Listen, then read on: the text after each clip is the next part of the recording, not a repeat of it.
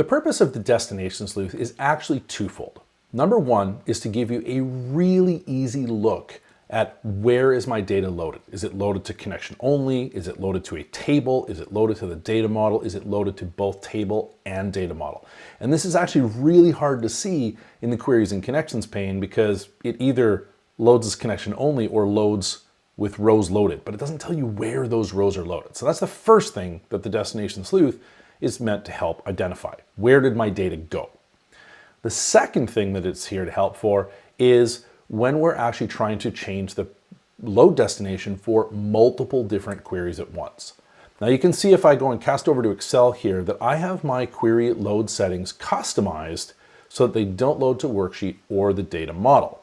Now why is that? Well, it's because when I'm building queries, I build lots of queries all at the same time in one instance of Power Query. But unfortunately in Excel, you only get to choose one load destination for all of those queries. So the question is, where should they go?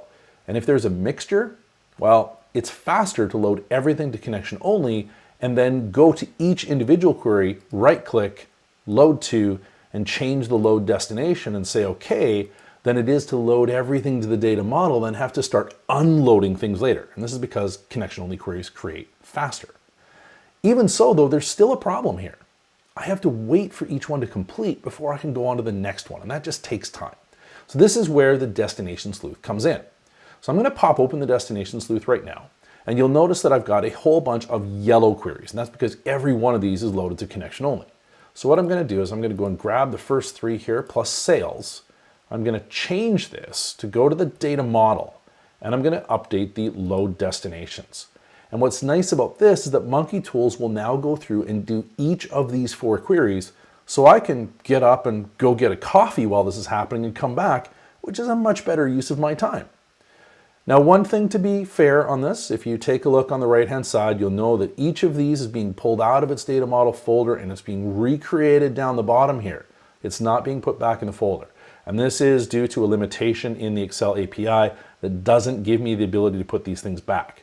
These queries need to be recreated in order to actually go to the data model, and that's why they're disappearing from there. And I wish I could put them back, but unfortunately I can't. Now, what you can see is that we've refreshed the user interface here, and we now have four that are loaded to individual tables in the data model. You can see the names of each of them here, and they're color-coded in green because those are data model tables. Now, what if I wanted to load some queries to other places? So let me grab end date over here. Let's name the sheet after the query and load this to a table on a new worksheet. We're going to hit load destinations. There we go. It's going to update that load destination. It creates a new worksheet called end date, loads the contents to the table. And now we can see that like the data model components that have X number of rows loaded, so does end date. But in here, we can see really easy that this went to the end date worksheet and the end date table on that worksheet. Now, what if we want to do a little bit more here? Let's go to start date, change this to load to a table and data model. I'm going to update the load destination here. Now, because this one goes to the data model, it needs to rip it out of the folder. It's going to recreate it. It's going to create the worksheet first, and then it's going to load it to the data model as well. And you can see that it's color-coded in orange because this is a compound query. It loads the data model table called start date, the worksheet called start date, and the table on that worksheet called start date. Of course, I don't really need these ones at all anyway. So let's go grab both of those.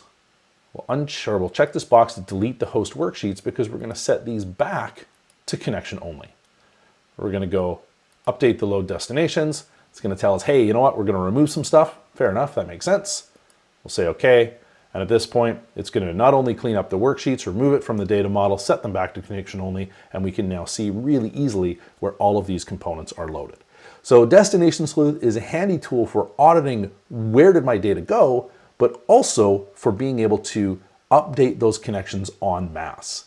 Now, of course, you do need to go back into the Power Query editor to drag all of your files back into the different places or right-click and move them to groups in the window, but hopefully you'll find that a little faster than having to wait for the entire data load process to happen. Thanks for watching this episode of Using Monkey Tools. To get your own monkey, visit our website at monkeytools.ca. Or if you subscribe to Skillwave's Self-Service Business Intelligence Academy, you'll get a free annual pro license included with your subscription. And remember, Monkey Tools was developed to support better Excel and Power BI solutions. If you want to learn how to really master these tools, you should definitely check out our full course catalog at skillwave.training.